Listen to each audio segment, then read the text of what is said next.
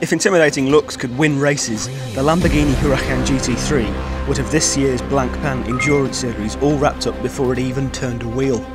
Developed in partnership with legendary racing chassis specialist Dallara, this is Lamborghini's latest and hottest motorsport version of its V10 engined Huracan.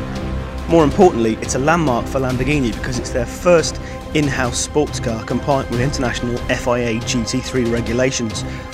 And it's about to open hostilities with the Audis, Bentleys, Ferraris, Mercedes and McLarens at Monza. But before all that, Lambo's Quadricourse racing team picked up the phone and asked if we'd like to come to Italy's Adria circuit and sample for ourselves exactly what they're about to unleash on the unsuspecting sports car racing world.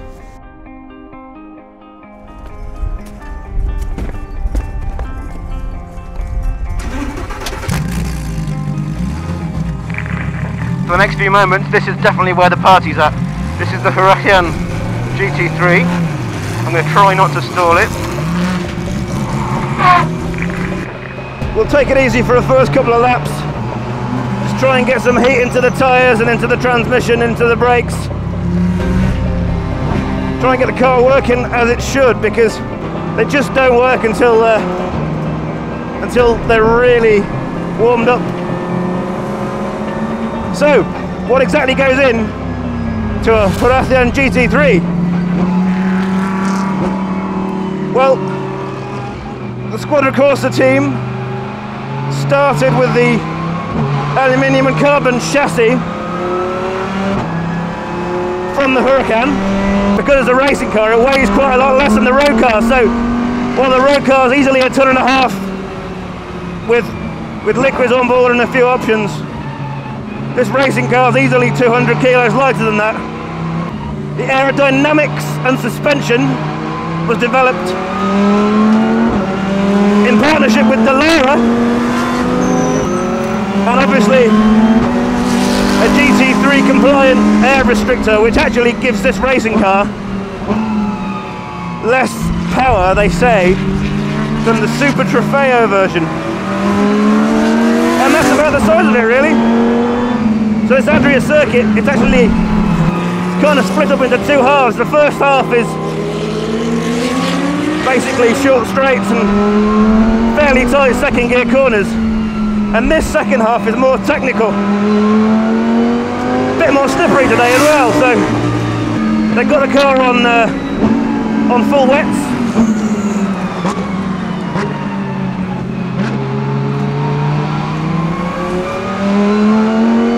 But even now I can feel the tyres and the brakes are really beginning to warm up. It's the brakes and the lateral grip which is really beginning to come in now. That's what differentiates this car from a road car, even on wets. Oh, listen to that noise. Fantastic from that V10. It's obviously completely unsilenced. I actually think it sounds better at low revs than high revs, because that's where it's really different from the road car. The performance level actually isn't night and day better or bigger than a lot of fast road cars, your sort of hypercars, Black Series AMGs and Ferrari Speciales. It's an easy thing to drive, you know, you wouldn't believe it.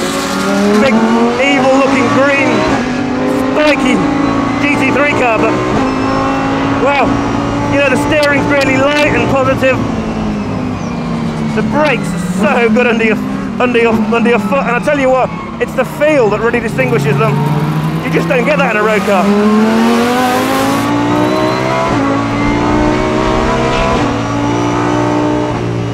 And the reason I haven't had a heart-in-mouth moment yet is because it's got a Bosch traction control system and full anti-lock brakes. Now you can tweak them with these knobs on the steering wheel. Wow, I tell you what, if there's a way they can make a traction control system like this work on a road car, it would be fabulous. Because it's so delicate. Just allows you to steer the car ever so gently on the throttle and just pick up enough attitude to fire you with the exit, but not so much that end up dealing with armfuls of oversteer, which the balance of the car just gets better and better the faster you go. Crazy.